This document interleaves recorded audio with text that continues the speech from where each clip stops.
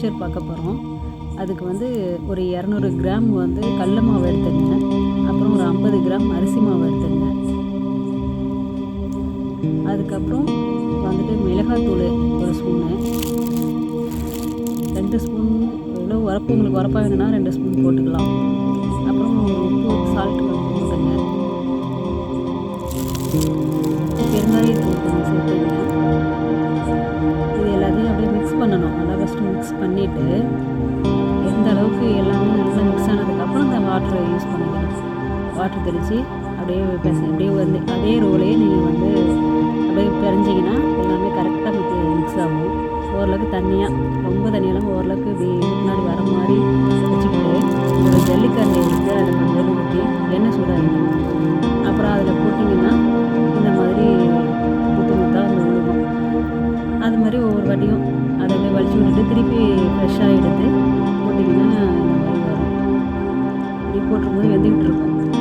இது கொஞ்சம் வேக ஆரம்பிச்சிட்டு இருக்கும்போது அதை நம்ம பிரட்டி விடணும். எவ்வளோ அந்த இடம் அந்த பிளேஸ் வந்து இருக்கோ அது வரைக்கும் நீங்கள் செஞ்சுக்கலாம். இப்போ வந்து அதை பிரட்டி விடுங்க. கொஞ்சம் நல்லா கலரே வந்து ஒரு ப்ரௌன், கொஞ்சம் லைட்டாக கோல்டன் ப்ரௌன் வரும். அப்போ வந்து அதை நம்ம எடுக்கணும். இல்லாட்டி வேகாதது கொஞ்சம் வந்து ரொம்ப கிறிஸ்பியாக இருக்காது. அதனால் நீங்கள் வந்து இந்த மாதிரி கொஞ்சம் கோல்டன் ப்ரௌன் வர வரைக்கும் வெயிட் பண்ணி அதை வந்து எடுத்துருங்க. அது வரைக்கும் நீங்கள் கொஞ்ச நேரம் வெயிட் பண்ணி பார்க்கும்போது தெரியும். அதுக்கப்புறம் நீங்கள் எடுத்து வச்சுருங்க. அது வந்து கொஞ்சம் ஆயில் வந்து இது கொஞ்சம் அதிகமாக பிடிக்கும். அதனால் ஒரு டிஷ்யூ பேப்பர் வச்சு அதில் வச்சிட்டிங்கன்னா இந்த ஆயில் வந்துடும். அதில் கொஞ்சம் கிறிஸ்பியாகவும் இருக்கும், கொஞ்சம் ஆயில் ஃப்ரீயாகவும் இருக்கும். ஃபுல்லாகவே ஆயில் வந்து வடிச்சிருங்க. வடிச்சிட்டு எடுத்து வச்சுருங்க. நெக்ஸ்ட்டு வந்து இப்போ வந்து ஓமம் பொடி போடணும். அதுக்கும் அதே மெஷர்மெண்ட்டு தான். அதாவது 200 கிராம் கடல மாவு, அதே மாதிரி ஒரு 50 கிராம் வந்து அரிசி மாவு. அதுதான் ரெண்டுக்குமே சேம் தான். அது மாதிரி அப்புறம் ஒரு சால்ட்டு கொஞ்சம் சால்ட் ஓரளவுக்கு ஒரு அரை ஸ்பூன் போட்டுங்க. அப்புறம் பெருங்காயத்தூள், அப்புறம் வந்து மஞ்சத்தூள் போட்டுங்க. இதுக்கு வந்து மிளகாத்தூள் போட தேவையில்லை. அவ்வளோதான் இருக்கும் ப்ராசஸ். இப்போ அதே மாதிரி நம்ம வந்து இந்த போட்டுற இதை வந்து நம்ம நல்லா மிக்ஸ் பண்ணிக்கணும். அதே மாதிரி ரொட்டேட் பண்ணிங்கன்னா எல்லாமே கரெக்டாக மிக்ஸ் ஆகும். ஒரே ரொட்டேட் பண்ணிவிட்டு வாட்டர் தெளிச்சணும். இதில் வந்து அந்த வாட்டர் வந்து ரொம்ப தண்ணியாக ரொம்ப நார்மலாக எப்படி சொல்கிறது, கொஞ்சம் நல்லா போட்டு புளிஞ்சோம்னா அது வந்துட்டு வர மாதிரி அந்த அளவுக்கு இந்த அளவுக்கு வச்சுக்கிட்டு இது வந்து உரல்ல எடுத்து போட்டு இதை அப்படியே புளிய வேண்டியதான். இடியாப்பம் வச்சுருக்கல அந்த அச்சீவை வச்சுட்டு அதில் வந்து இதில் போய் புளிஞ்சு விட்டுருணும். இப்படி ரவுண்ட் ஷேப்பில் புளிஞ்சிட்டோம்னா ஒரே இதுதான். புளிஞ்சிட்டு அதை அப்படியே உடனே கொஞ்சம் சீக்கிரமாகவே இது வந்து பாயிலும் பார்த்துக்கணும். கொஞ்சம் 2 நிமிஷத்துல வந்து வெந்துடும். பக்கத்துலேயே டக்குன்னு திருப்பி போட்டுட்டு அதை எடுத்து வச்சுருங்க. அவ்வளோதான். ரொம்ப நேரம் வேக விட்டோம்னா அது வந்து கருகிடும். அதனால் இது போட்டோடனே டக்குன்னு பக்கத்துலேயே திருப்பி விட்டு எடுத்து வச்சுங்க. இது 2 முடிச்சா அடுத்ததாக வந்து கருவேப்பிலை வந்து கொஞ்சம் கிறிஸ்பியாக வர வரைக்கும் வறுத்துக்கணும்.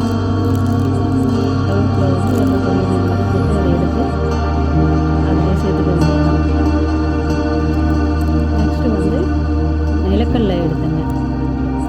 நிலக்கடலை கொஞ்சம் வறுத்தது இது, அதனால் ரொம்ப பாயில் பண்ண தேவையில்லை. இந்த கரண்டிலே ஜல்லிக்கரண்டிலே இப்படி வச்சு விட்டுருந்தீங்கன்னா அதிலே லைட்டாக பாயில் ஆகிடும்.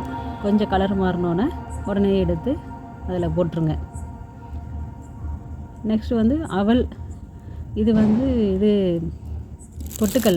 பொட்டுக்கல்லையை வந்து கொஞ்சம் ப்ரௌனிஷாக லைட்டாக வர வரைக்கும் அதை வந்து வறுத்து எடுத்துக்கணும்.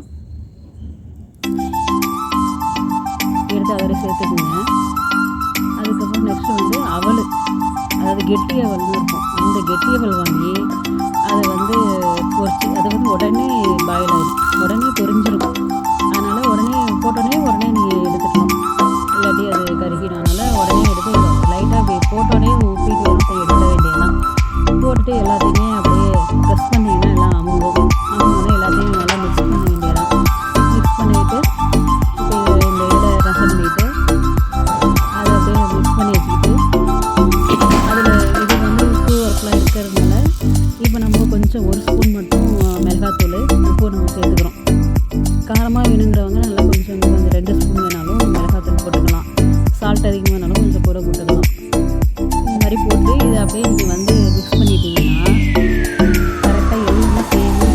மிக்ஸ் ஆகிடும்.